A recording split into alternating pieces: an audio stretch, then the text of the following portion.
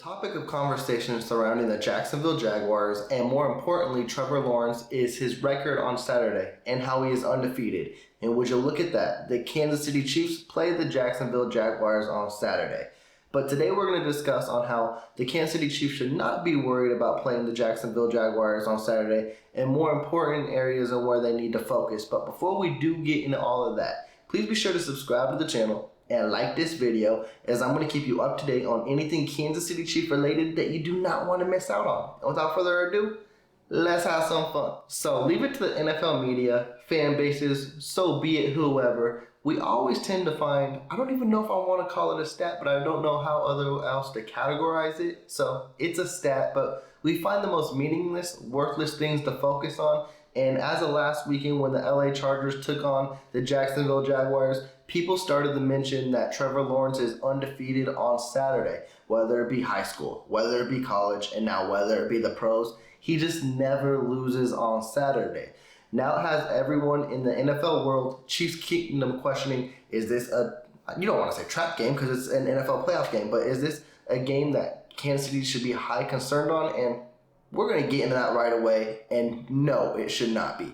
If you play on Saturday, if you play on Sunday, Monday, or even the forbidden Tuesday, in my opinion, you're going to get the same result. The best team who shows up and executes their game plan will win. Now, if somehow, some way the Jacksonville Jaguars do upset the Kansas City Chiefs, that Saturday theory will live on. But I'm a Kansas City Chiefs fan, as you all do know, so I highly don't anticipate that. And also, too, if you rewind just a little bit against the Chargers, that should have ended last week if it wasn't for the Chargers basically charging things up and basically fumbling the bag because they were up 27-0. And honestly, in the second half, if Cameron Dicker just makes one kick and doesn't miss that kick, they go up 30. And honestly, the Jacksonville Jaguars might have been too far away at that point. But the Chargers did Charger things, and at the end of the day, who could have expected it? But when it's the Chargers, you should. And that would have ended the streak right then and there. So Saturday shouldn't concern anyone,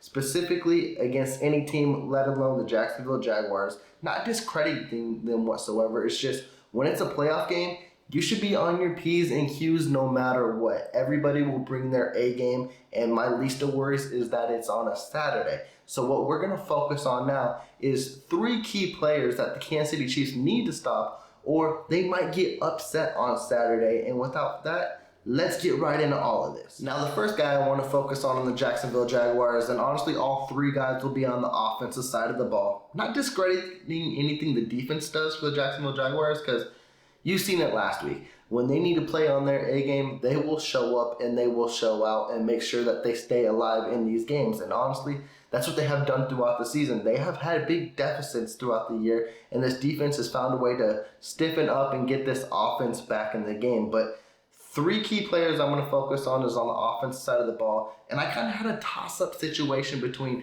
Evan Ingram and Christian Kirk. But then when I started watching the highlights, the tapes, and things like that, Christian Kirk had a big game against us. He had 2 touchdowns, and that's something the Kansas City Chiefs secondary needs to limit. Because if he goes crazy, it will be a long day for this Kansas City Chiefs defense and the Kansas City Chiefs in whole. And one thing the Kansas City Chiefs defense has done previously and throughout this year, even though they have stiffened up and even though they have got better, they have allowed a lot of yards after catch and a lot of yards to wide receivers.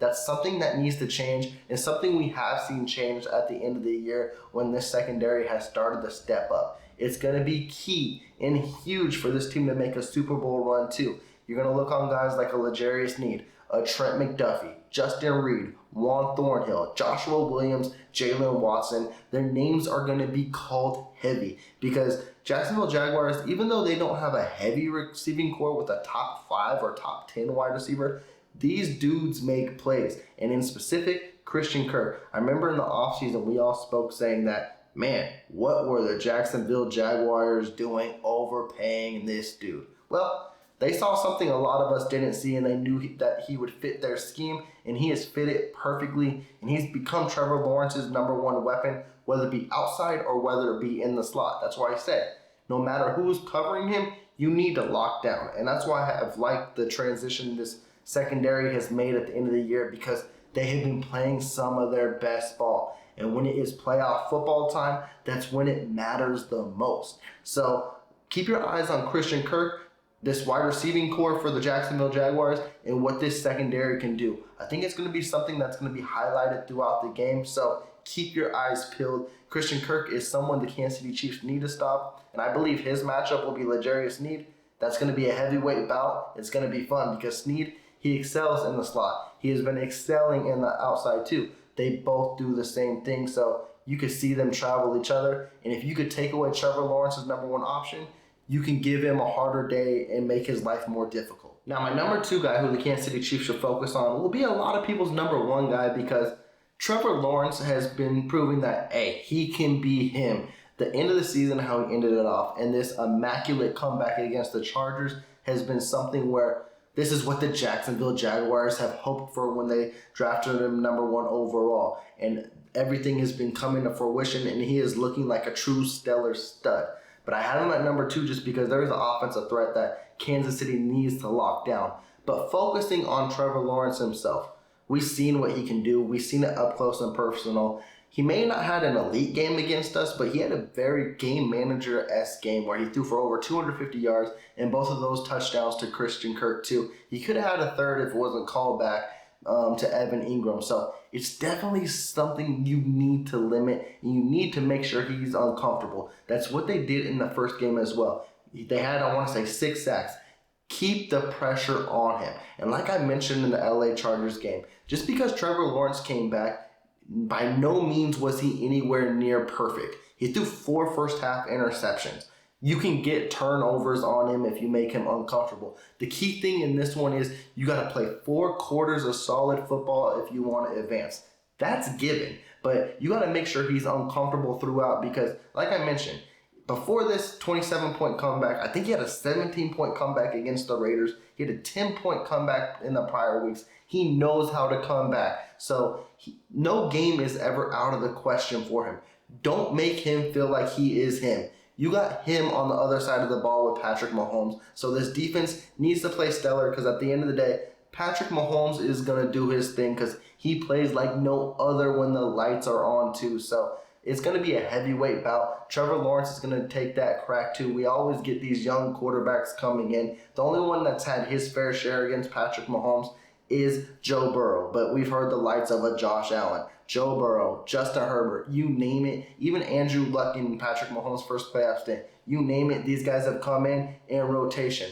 Patrick Mahomes is going to prove that he's still that MVP and no one will dethrone him. This defense just needs to make sure that this is not a game and not close and just let it be a complete relaxing game, even though it's playoff time. So that's something we're not going to get, unfortunately. But defense, you need to show up and stand out, and specific in Trevor Lawrence too, because he has proved, hey, I might be knocked out in the first half, but I will always come back. You got to play 4 quarters against this dude if you want to advance. And my number one guy, the Kansas City Chiefs, need to shut down, need to quiet, and they did it in the first game as well, is Travis Etienne. Now, yeah, like I mentioned, they did it in the first game in Week 10 with 10 carries for 45 yards. But I think Doug Peterson may have something up his scheme. You best not believe that he's going to come into this with the same game plan, because basically, if the Kansas City Chiefs didn't have 3 turnovers and basically shoot themselves in the foot, that game should have been a blowout. So yes, Doug Peterson, he is a great coach. He will know what to do. He will know how to adjust. And he will know this time they need to get Travis Etienne the ball. And you best believe that the Kansas City Chiefs better be ready for it again with the likes of Nick Bolton, Willie Gay, Chris Jones, George Karlaftis, you name it. Those boys will be ready to stop the run. And they need to be, because I believe they'll get a heavy workload. Because in this game, definitely in playoff time, what everybody wants to do is make sure Patrick Mahomes is not on the field. And what better way for any team to do it than to basically hand feed your workhorse and Travis Etienne, whether it be running the ball, whether it be screenplays. Travis Etienne can do it all. If the Kansas City Chiefs can shut him down for 2 consecutive games, this will show how much this defense has grown, because they have done good in the run all year, but with a top end back like that, if you could shut him up again and then basically force their hand, throw the ball. Let's make you uncomfortable. That will bring the blitz and we'll get after Trevor Lawrence. That's the kind of game the Kansas City Chiefs want. So best believe that Doug Peterson, he will try to run the ball. It's whether or not how early and often the Kansas City Chiefs will stop it. Like I mentioned, Travis Etienne also had a good game against the Chargers. He went off at the end of the game, and he had that game-clinching 4th-and-1. I believe that the Jacksonville Jaguars, their way that they want to extend their playoff run, their Cinderella story is on their basically Prince Charming himself and Trevor Lawrence and the guy in the backfield that no one really focuses on, but they do, and he could become a stellar back. The Kansas City Chiefs cannot let that happen. Those are the 3 things I'm more concerned about than a Saturday night game. At the end of the day, you got to play the game, and whoever executes the game plan the best will win, and we just got to hope it's the Kansas City Chiefs.